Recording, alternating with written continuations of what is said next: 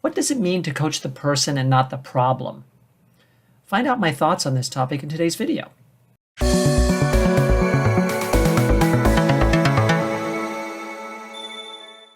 In coaching circles, you often hear the idea of coaching the person and not the problem. But you might wonder, what does that actually mean?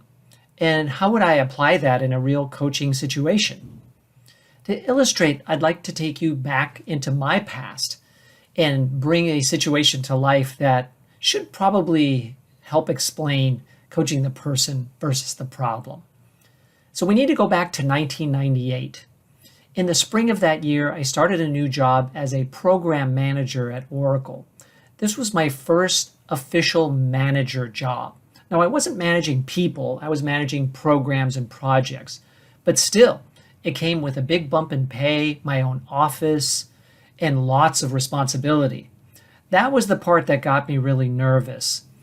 I probably was feeling some imposter syndrome about managing global teams and projects with big budgets, and I also had a fear of public speaking.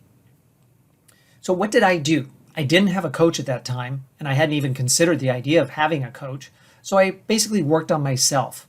And what I did is I worked on the problem. The problem was I felt unprepared to succeed in this new role.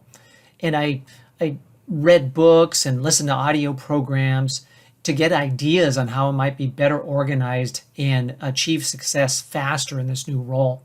A few of the ideas that I applied that I either read about or came up with on my own were: one, I used to go in on Saturdays, and I would spend a half day in my office on Saturday when no one else was there, preparing for the week ahead, writing out plans or getting a head start on emails or looking at my projects, that sort of thing, so I'd feel better come Monday morning.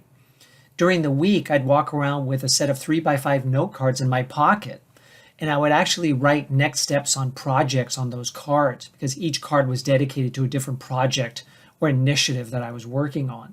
And so I'd be able to keep track of my progress and my next tasks on these cards. Sure, I could have done it in some sort of electronic fashion, but I found that the physical cards gave me more confidence that I was on track. Something else that I did was I'd heard that listening to classical music might help you be more creative and probably be more calm during stressful situations. So I brought in a boombox into my office and played classical CDs with the door closed. These were all tactics that I applied to being more successful, and believe it or not, they did help. I also spent more time networking with other people throughout the company to try and develop good working relationships.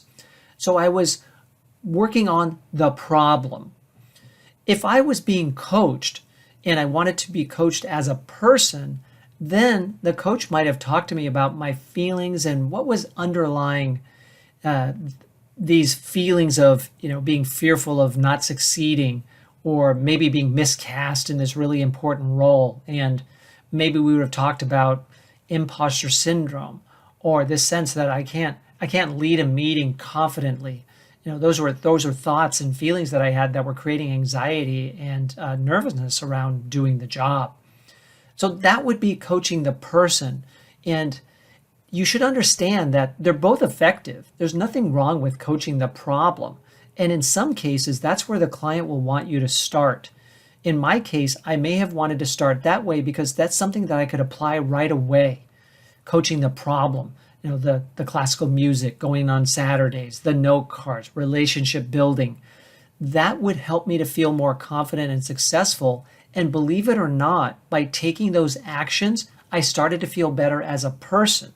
I started to see myself in a different light. So coaching the problem can sometimes end up leading to growth in the person. So keep that in mind, because some clients will want you to start with coaching the problem, whereas other clients may want you to go deeper with them and they want to explore their feelings and maybe the underlying issues that are leading to the problem. So feel your way through the relationship with the client, sensing which way they may want to go.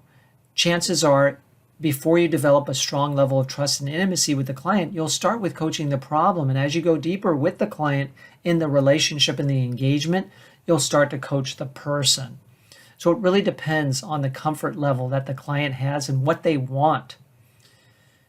As you progress, The whole idea is moving towards action, because action is always what we want to end up. Even if you're coaching the person, eventually that's going to lead to some action, and that will cement and reinforce the new view that the person has of themselves and possibly the way they see the world as well. So one way or another, you're still going to lead to action, right? So please keep these ideas in mind. If you have further interest in exploring this topic, I recommend the book, Coach the Person, Not the Problem, written by Marsha Reynolds. It's a fantastic book that you'll learn a lot from.